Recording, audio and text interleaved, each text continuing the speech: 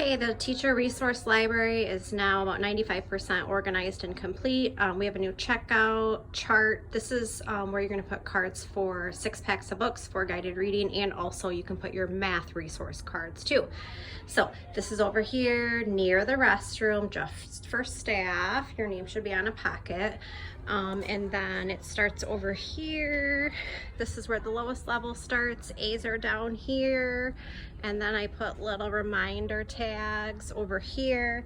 And then you continue this way. And then you'll see some of the bins. That's where the literacy footprints books are, if you really want books with lesson cards on it too.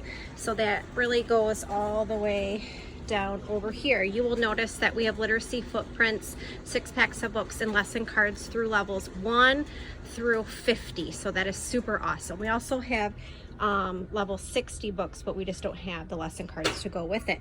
So over here you'll see I made a little tag. This is where you can find sets of books that are series and genre, and for things like book clubs. And then we also have some bins with phonics decodables that are kind of like for 2nd grade reading level.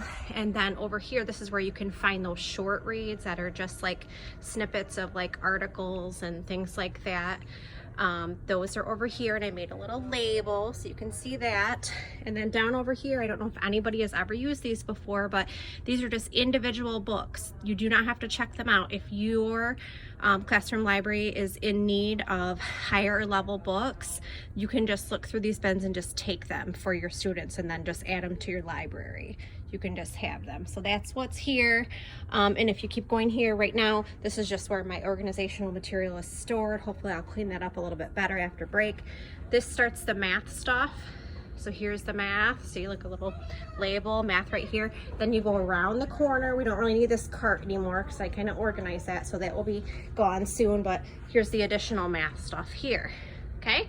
So you're going to take the card out, put it in your pocket, and take your packs of either math resources or literacy resources. And then when you return them, you're just going to put the card back in the pack and return it to the bin that it goes.